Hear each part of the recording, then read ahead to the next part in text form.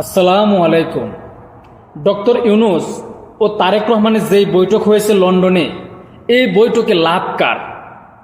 Doctor ইউনূসের বা বিএনপির নাকি আওয়ামী লীগের?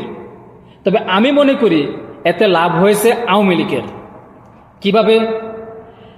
আলোচনায় থাকতে হবে বা জনগণের ভিতরে লড়াই সংগ্রাম করে ক্ষমতায় আসতে হবে, এতে কিন্তু জনপ্রিয়তা বাড়ে। আজ যদি যারা সরকারি দল সরকারে আছে তাদের সাথে আতাত করে যদি ক্ষমতায় আসা হয়, তাহলে কিন্তু জনগণ ভাববে কি যে সরকারের সাথে আতাত করে তারা ক্ষমতায় আসছে।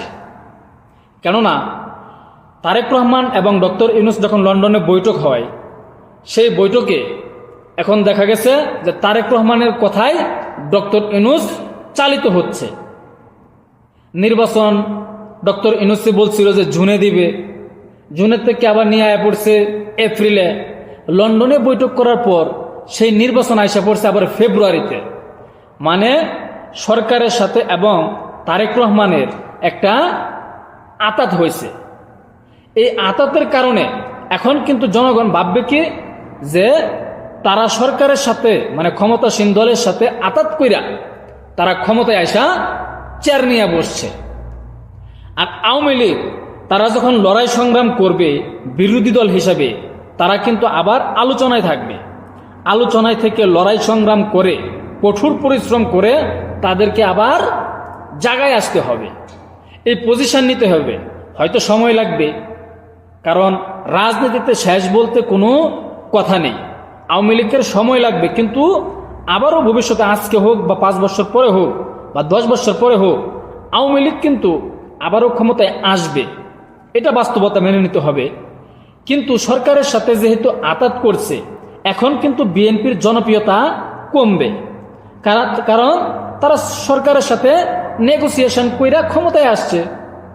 আর যদি তারা মাঠে থেকে লড়াই সংগ্রাম কইরা জনগণের পাশে থেকে জনগণকে সাথে নিয়ে আন্দোলন কইরা তারা যখন ক্ষমতায় আসতো, তখন কি হইতো? তারা জনগণের ম্যান্ডেট নিয়ে মানে দীর্ঘ লড়াই সংগ্রামের পর ক্ষমতায় আসা হয়েছে, এমন একটা পরিস্থিতি ধারণ করত, জনপ্রিয়তা বাড়ত। কিন্তু এখন যেহেতু সরকারের সাথে নেগোসিয়েশন করছে, এর কারণে জনপ্রিয়তা কমছে, আওয়ামী লীগের জনপ্রিয়তা বাড়ছে। কারণ আওয়ামী লীগ লড়াই সংগ্রাম করে বিরোধী দল হিসেবে তারা ক্ষমতায় আসবে বা নির্বাচন পরিচালনা করবে।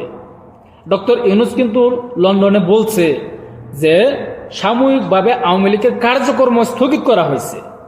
এটা কিন্তু বলে নাই যে আওয়ামী লীগকে ব্যান্ড করা হয়েছে, নিষিদ্ধ করা হয়েছে, তারা রাজনীতি করতে পারবে না। এই সিদ্ধান্ত কিন্তু এখনো নেয় নাই। তার মানে কি নির্বাচনে অংশগ্রহণ হয়তো করতে পারবে বা কি পারবে না, সেটা আমি মনে করি ডক্টর ইউনূসের ক্লিয়ার করা দরকার যে আওয়ামী লীগ কি নির্বাচন করবে কি করবে না। কারণ সময় স্বল্প, কে কোথায় থেকে নির্বাচন করবে এটা তো গুছাইতে হবে। তাই আমি মনে করি ডক্টর ইউনূসকে বিষয়টা ক্লিয়ার করা দরকার। আর এতে যে একটা নেগোসিয়েশন করছে সরকারের সাথে, এনসিপির কিন্তু ক্ষতি হবে। নেগোসিয়েশনে এনসিপির ক্ষতি হবে, কারণ ডক্টর ইউনূস যদি ফেব্রুয়ারিতে নির্বাচন দিয়ে দেয়, এর ভিতরে এই ছাত্রদের মানে দলটা গুছানো বা একটা ট্রেন্ডিংয়ে নিয়ে যাওয়া, এটা কিন্তু সম্ভব হবে না। কারণ বিএনপি একটা বড় রাজনৈতিক দল, তাদের সবকিছুই আগের থেকে সেটেলমেন্ট করা আছে। তারা শুধু ঘোষণা দিবে, নেতাকর্মীরা কাজে লেগে যাবে, আর এতে কপাল পড়বে এনসিপির। তো যাই হোক, দেখা যাক কি হয়। আওয়ামী লীগের কপালে কি আছে? বিএনপি তো ক্ষমতায় আসবে, এটা তো পাবলিক জানে।